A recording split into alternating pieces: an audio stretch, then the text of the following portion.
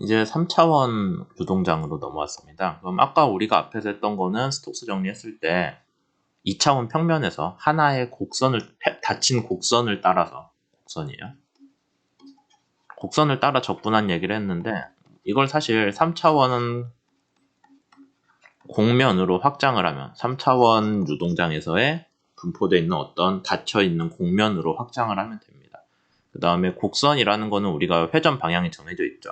평면상의 곡선은 이렇게 돌거나 이렇게 돌거나인데, 곡면에서는 그게 아니라 세 방향 모두에 대해서 X, Y, Z 방향 회전에 대해서 다 해줘야 된다라는 것만 하시면 되고요. 그러니까 결국 결과는 똑같아요. 2차원에 대해서 한 거를 3차원으로 확장을 해줬고, 그때도 컬 적용하는 거 맞고 와도 적용하는 거 맞고요. 거기까지는 맞습니다. 그 다음 이제 뒷부분에서 하는 거는 운동학적 설명인데, 운동학적 설명에서는 우리가 앞에서 그 4장에서 유체 운동학적 얘기 잠깐 했을 때 어떤 유체 덩어리가 있어요. 유체 덩어리가 있을 때 걔가 여러 가지 운동을 하죠.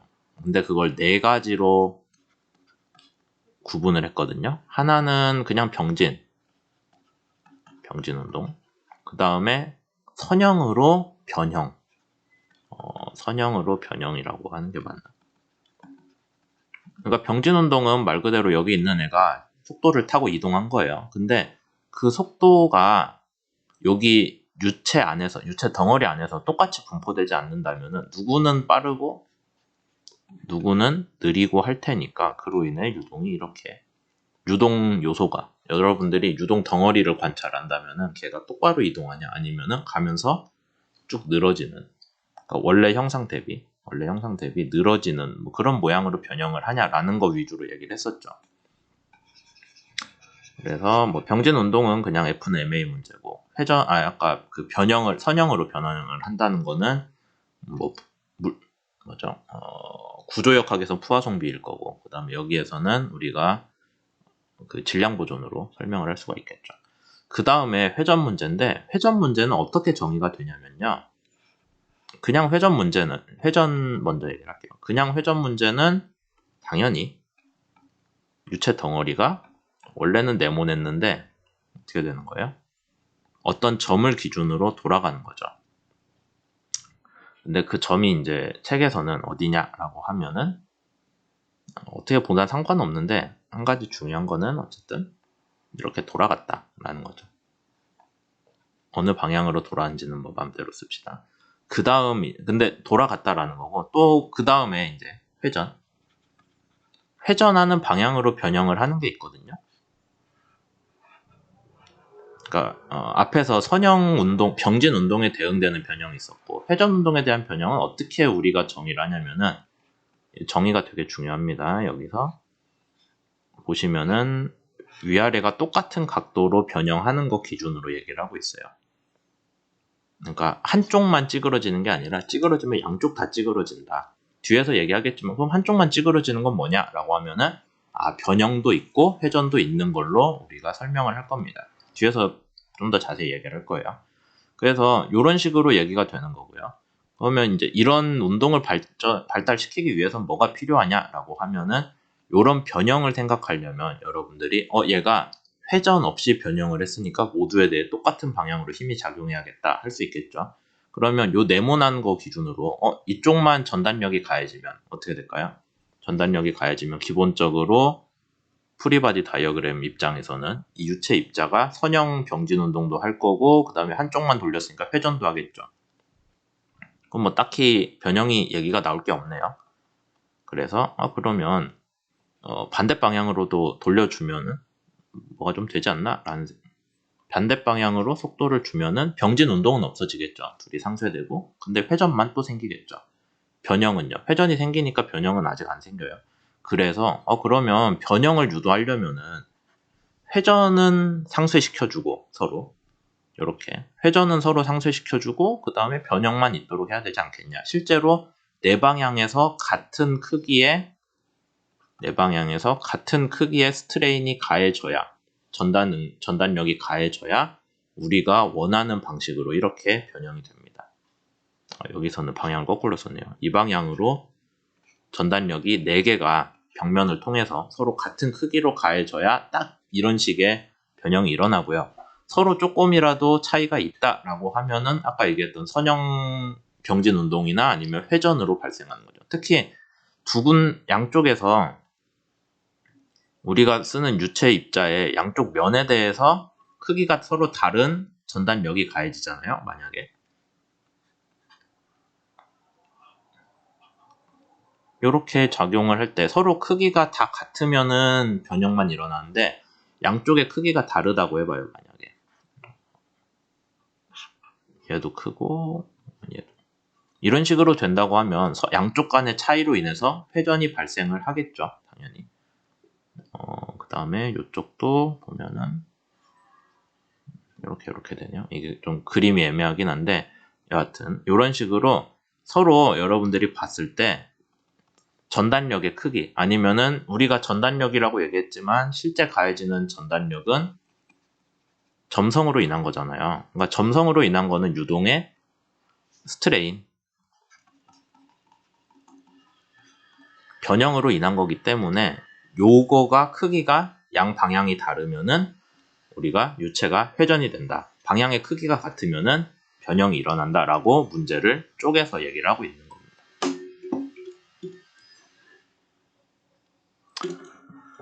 그래서 조금 더 자세히 설명을 드리자면은 이제 여기서는 유동 경계층 가지고 설명을 하고 있어요. 예시로. 경계층은 위로 올라갈수록 속도가 달라지니까 처음에 이렇게 시작한 유동 성분이 진행하면은 시간이 지남에 따라서 아래쪽은 속도가 느리고 위쪽은 머니까 속도가 빠르잖아요. 그럼 운동이 유체 덩어리가 이렇게 변형이 되겠죠. 위쪽은 더 빨리 가고 아래쪽은 좀 천천히 가고 그렇게 됐을 때 아까 제가 앞에서 어떤 얘기 했었어요. 이런 문제가 회전을 하고 그 다음에 그 회전한 상태로 변형을 해야 여기 밑에 선이 일치한 것처럼 나온다. 그러니까 지금 여기에서는 이 문제에서는 여러분들이 봤을 때 단순히 유체가 한쪽으로 기울어진 거 아니냐라고 할 텐데 그 기울어졌다는 거는 실제로 회전이랑 그 다음에 그 새로 회전한 좌표에 대해서 양쪽이 똑같이 찌그러드는 변형을 한 거랑 같다라고 얘기를 할 수 있는 거죠. 이런 식으로요. 그래서 그 내용을 바탕으로 말을 정리를 하자면은 스트레인 레이트 발생하는 요소기 구배 조건. 구배라는 게 이제 어느 방향으로 갈 때 속도 변화가 있다는 거잖아요. 속도가 변하는 조건에서는 변형이랑 회전이 함께 발생하고 있다. 그게 이 그림 가지고 이렇게 나눠서 설명한 거고요. 그걸 수식으로 표현하면은 단순히 스트레인 한쪽 방향으로만 여기서는 이제 윗방향이죠. 벽면에 대해 수직 방향으로 스트레인이 발생하고 있는 상황은 원래는 얘 하나만 있다라고 할 텐데 우리는 유동에 대해서 변형하고 회전하고를 표현하기로 했으니까 변형에 대한 성분이랑 회전에 대한 성분으로 억지로 쪼개준 거예요. 억지로 쪼개주었더니 변형에 대해서는 이렇게 표현을 하고 회전에 대해서는 와도를 넣어서 표현을 하겠다라는 게 되고요. 그렇게 된 상태에서 우리가 앞에다가 델 오퍼레이터를 하나 해주면은 그게 속도의 라플라시안이 되겠죠. 그렇게 했을 때 전체적으로 변형에 대한 라플라시안하고 그 다음에 회전에 대한 라플라시안이 들어오는데 요건 전개를 해주시면은 얘만 살아남습니다. 앞에 이 속도 라플라시안 회전만. 그러니까 그거는 회전인가요? 스트레인에 대한 라플라시안을 새로 구한 게 되는 거고요. 그렇게 했을 경우에는 요거죠. 그렇게 했을 경우에는 우리가 사실 요거랑 식이 같다라고 표현을 할 수가 있게 되는 거죠. 그래서 속도의 라플라시안이라고 하면 어디서 보셨냐면 여러분들이 비점성 유체에서 지배방정식인 라플라스 이퀘이션에서 봤잖아요. 근데 그게 는 0이다 라고 우리가 하고 했었는데 요거 푸는 걸로 기억하실 거예요. 포텐셜 유동 해석했을 때 이거 맞죠? 네. 라플라스 이퀘이션으로 봤는데 얘가 0이다라는 건 우리가 언제 얘기했었어요? 비회전 유동 비점성이라고 했는데 사실 비회전이었죠. 비회전 유동이었고 우리가 실제 점성 유동에서는 걔가 0이 아니니까 그러면 왜 0이 아니냐? 비점성이 아니니까 점성으로 인한 함수가 우변에 들어가는 거다라고 봐도 틀리진 않겠죠. 그래서 이제 와도에 대해서 조금 더 얘기할 건데요. 당연히 회전하는 유동은 각속도가 있으니까 와도가 있습니다. 이제 그거는 당연한 얘기죠. 그 다음에 스트레인 레이시 강하다는 건 아까 얘기했듯이 어느 특정 방향으로 갈 때 속도 변화가 커진다는 뜻이거든요. 그러면은 위아래 속도 변화가 크니까 원래 이런 유동 입자가 진행하면서 쭉 기울어진다. 이해되시죠? 그런 유동에서도 변형 방향이란 게 뭐예요? 얘가 단순히 이쪽으로 변형했다라고 우리가 보이지만 실제로는 어떻게 됐다고요? 얘가 회전을 한번 했고요. 회전보다 변형이라고 할까요? 원래는 이렇게 생겼어야 되는데 변형이라는 건 같은 방향으로 찌그러지는 이렇게 서로 이렇게 있던 애가 이렇게 위아래 둘 다 찌그러지는 방향으로 되고 그 다음에 회전을 해가지고 원래 뭐 아래쪽 선에 변형된 이후에 아래쪽 선이 맞춰지는 그런 식으로 이렇게 변형 회전을 따로따로 하는 식으로 해석을 해야 된다라는 얘기예요. 그러니까 단순히 여기서 여기 변형된 게 아니라 원래는 얘가 이런 식으로 변형이 됐고 그 다음에 한 바퀴 좀 회전을 해가지고 각도가 바뀌었다. 따라서 얘가 원인이고 얘가 결과고 얘는 중간이 된다. 라는 식으로 설명을 해야 되니까 스트레인 레이트를 갖는 유동에서도 와도가 반드시 있어야 유동이 유지가 된다라고 할 수 있죠. 그게 이제 여기 비해서 설명을 하는 얘기고요. 그 다음에 여러분들이 저기 포텐셜 유동에서 말만 듣고 실제로 해석을 안 하는 게 포스트 볼텍스라 있거든요. 얘는 뭐냐면은 와동이 있을 때 안쪽 속도가 바깥 속도보다 아래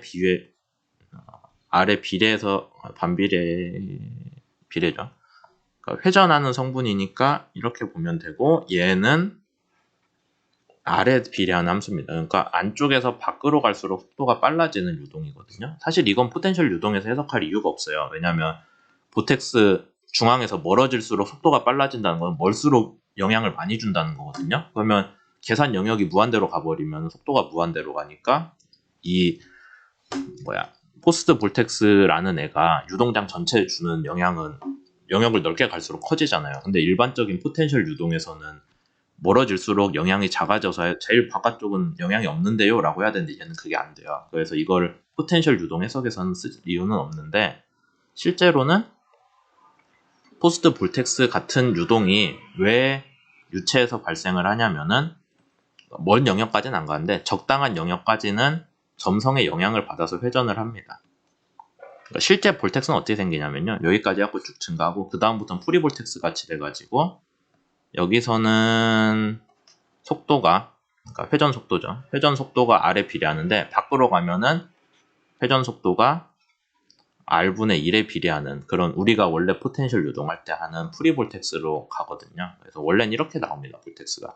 여기 영역이 쪼개져 가지고 나오는 볼텍스를 랭킨 볼텍스라고 하거든요. 그거는 이제 여기서 다룰 내용은 아닌데 그러니까 어느 정도 점성의 영향을 받는 애들은 이렇게 점성의 영향을 받는 영역에서는 포스트 볼텍스가 나올 수 있다. 근데 포스트 볼텍스가 나오면은 어떤 특징이 있냐면요.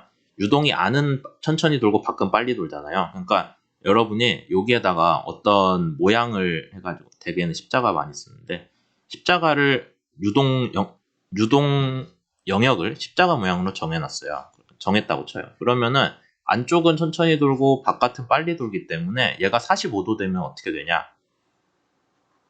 이렇게 됩니다. 그 다음에 190도 돌면은 이런 식으로 나와요.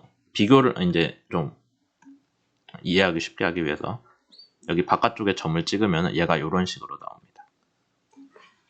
이게 뭐가 어쨌다는 거냐라고 얘기할 수 있는데 이거를 운동학적으로 해석을 해보시면요. 어떻게 되는 거냐면은 여기에서 처음 시작점이죠. 시작점에서 다음 위치까지 이동을 했을 때 어떻게 돼요?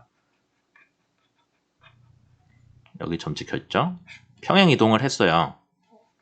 평행 이동을 한 다음에 뭐 했어요? 지금 회전을 해줘야 되잖아요. 그래서 평행 이동한 다음에 회전을 한번 해주니까 우리가 포스트 볼텍스에서 기대하는 그림이 나옵니다. 그러니까 평행 이동하고 지금 회전을 45도 해준 거죠.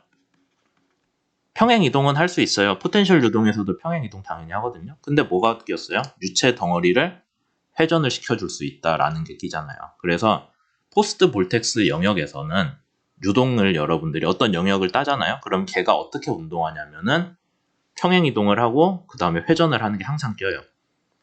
회전을 한다라고 얘기를 했잖아요. 그러니까 유체 덩어리가 회전을 했네? 그건 뭐예요? 각속도가 있네? 그건 뭐예요? 와도가 있네?가 되는 거죠. 그래서 우리가 뒤에서도 다루겠지만 많은 유체역학 문제들은 경계층 아니면은 볼텍스 문제거든요. 그러니까 둘 다 와도의 지배를 받는, 와도가 없으면 안 된다라는 게 나와버리니까 여기서 얘기하는 볼텍스는 프리가 아니라 포스트 볼텍스예요. 점성 영향을 받는 영역이라고 보시면 되고, 그러니까 점성 영향을 받는 영역 정도에서는 항상 와도가 있어야 된다. 와도가 있어야 유체를 설명할 수 있다가 되는 거죠. 좀 길게 했는데 한 슬라이드만 더 하고 잘랐다 가겠습니다. 그래서 우리가 강한 스트레인 레이트가 있으면은 유체 덩어리가 변형을 하고 회전도 한다라고 했죠. 그러니까 변형하고 회전은 구분을 해야 된다. 왜냐하면은 회전은 운동의 결과고 변형은 운동이랑 상관없잖아요. 자체가 변형되는 거니까. 근데 우리는 회전을 다루고 싶은 거죠. 그렇게 됐고, 그래서 라플라스 이퀘이션에 대해서, 라플라시안에 대해서 이런 식으로 정의를 했고요. 그 다음에 실제 난류 실험이나 CFD에서는 많이 쓰는 건데, 그래서 와동이 어디가 중심이냐라는 거에 대해서, 와동의 중심이 어디냐라는 거에 대해서 그냥 볼티시티 계산을 하면은 사실 그게 안 나오거든요. 그러니까 뭐 대표적으로 얘는 뭐가 돼요? 잘 기억은 안 나는데 저도 X 먼저였나? 뭐 대충 합시다. 대체적인 식의 구성이 중요하죠. 이거였나? 아니면 마이너스 붙였나? 제가 기억은 안 나는데 전개해보면 알겠죠. 하여튼 이렇게 해놨을 때 여러분들이 보시면은 요거는 서로 양변의 차이긴 한데 스트레인이 강한 영역에서 우리가 생각하는 유동 경계층 같은 데 있잖아요. 거긴 누가 커요? 얘는 없거든요. 거의 없어요. 얘만 있어요. 얘만 있어도 와도는 큽니다. 그러니까 우리가 그냥 경계층에 대해 와도를 해석을 했는데 와도가 크게 나오네? 그럼 유동이 전체적으로 회전을 하나? 맞아요. 그래서 경계층에서 회전을 하는데 그럼 그 회전의 중심이 어디냐라고 얘만 갖고 본다면은 그거 안 나오거든요. 그러니까 이제 와도만 가지고는 회전이 있다 없다는 알 수 있는데 회전의 중심이 어디냐 찾기는 좀 어려워요. 지금 딱 떨어져서 돌고 있는 볼텍스는 당연히 와도만 해도 회전 중심이 나오는데 좀 뭔가 볼텍스 구조나 아니면 유동 구조가 요상하다 하면은 완전 동그랗지 않다 하면은 경계층처럼 그러면은 저걸 중심을 찾기가 어렵습니다. 그래서 거기에 대해서 우리가 회전의 방향에 상관없이 그냥 와동의 영향, 와동의 크기, 와동의 규모도 아니고 와동이 영향을 주는 영역 있죠. 와동으로 인한 회전이 지배적인 영역. 그걸 찾기 위해서 뭔가 조금 더 와도에서 나간 그런 값들이 있거든요. 그러니까 와동의 중심을 표시하는 데 많이 씁니다. 중심이 식별이라고 합시다. 그러니까 뭐 와동의 크기 어쩌고 저쩌고 그거보다는 얘가 중심이다. 와동의 영향을 가장 많이 받는다 하는 걸 찾기 위해서는 기본적으로 와도에다가 와도식이잖아요. 와도식에다가 스트레인을 뭔가 좀 더 고려를 해줘가지고 걔를 없애줘야 돼요. 스트레인 영향. 단순히 와도만 쓰는 게 아니라 스트레인까지 좀 더 고려를 해주면은 전체 유동장에서 뭔가 우리가 와동의 중심을 찾을 수 있다. 그렇게 해서 많이 쓰는 게 Q 크리테리온이고요. 거기에 대해서 이제 람다라는 걸로 정규를 하기는 하는데 Q 크리테리온은 그냥 보시면 알 거고요. 그거 말고 우리 책에서 다루지는 않는 것 같은데 저기 3차원 유동에서는 그 람다2 크리테리온이라고 많이 쓰거든요. 뭐 비슷하게 해석됩니다. 그렇게 되는데 이거 람다2는 해석을 해보시면은 첫 번째 그러니까 뭐 몇 개 아이겐벡터 나와서 뭐 어쩌고저쩌고 하는 거고 많은 상용 프로그램이나 뭐 그런 데서 자주 그냥 기본 함수로 적용하고 있어요. 그래서 많은 난류 연구에서는 순간적인 유동장에 대해서는 와동이 어떻게 분포된지를 보여줘야 되고 거기에 대해서는 Q 크리테리온이나 람다2를 쓴다 정도만 알고 계시면 될 것 같습니다. 2차원 유동에서는 둘이 같고요. Q랑 람다랑 부호만 다르던가 그랬어요. 그 다음에 3차원에서는 둘이 조금 다르다라고 했는데 저도 뭐 정확히 바로 여기서 설명하기는 좀 그렇네요. 그래서 우선 여기까지 하고 잘랐다가 가도록 하겠습니다.